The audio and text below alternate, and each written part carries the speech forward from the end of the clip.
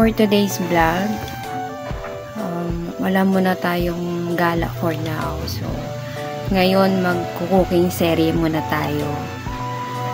Wala akong magawa ngayon, so nagkikrave ako sa pakbet. Magluluto tayo ng pakbet.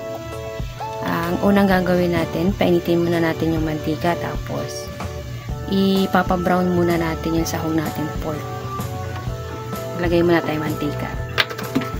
Kunti lang muna kasi magmamantika naman yung baboy. Painitin muna natin, saka natin ilagay yung pork. Medium lang yung heat niya para hindi siya ganong ma-toasted. So yan, medyo mainit na. Ilagay na natin itong sahog natin na pork.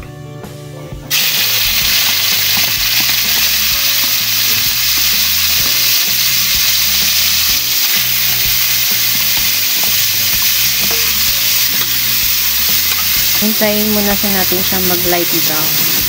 Ito na po ngayon yung ginisa natin pork. Medyo brown na po siya. Siya nga pala, pag igigisa nyo yung pork, lagyan nyo muna siya ng unting asin para may lasa siya. Side po na natin sa gilid. Bawasan natin siya ng mantika para yan na rin gagamitin natin sa pag-isa ng sibuyas, bawang, saka kamatis. Bawasan natin ng mantika. Nadagdagan yung mantika niya kasi dun sa pork. Yung mantika yung taba niya. Unahin natin yung bawang.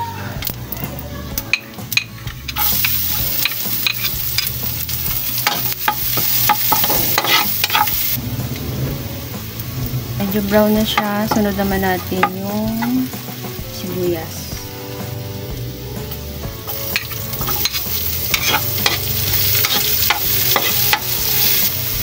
Tapos yung kamatis.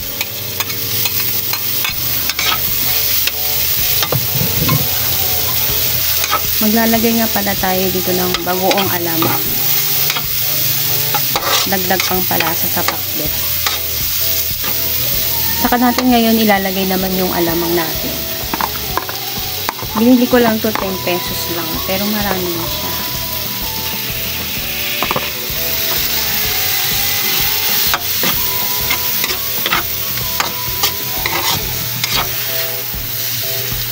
Yan, haluin natin. Pag medyo luto na sila, saka natin ngayon ilalagay muna yung unahin natin yung kalabasa, kasi yung kalabasa, yun yung matigas.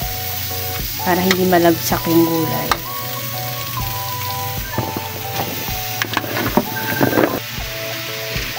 Tapos haluin natin.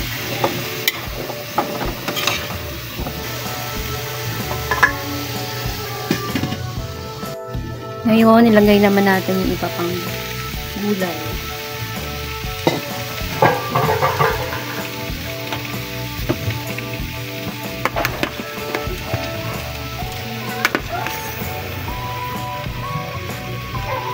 Saglit.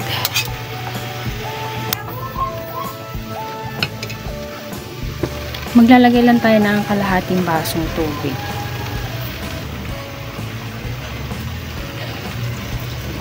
Kasi nagsasabaw na yung gulay, matubig na po yan. Kaya half lang na glass ng tubig ang ilalagay. Takpan muna natin siya.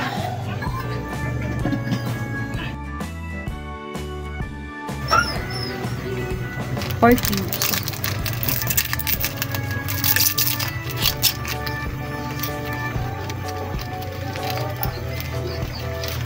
Lagay natin siya sa ilalim kasi nandun yung tubig niya.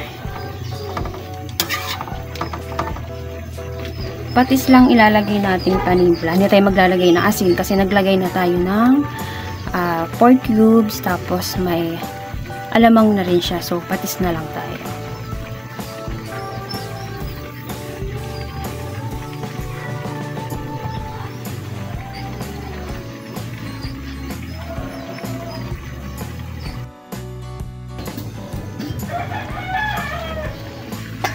Kain na tayo. Luto na siya.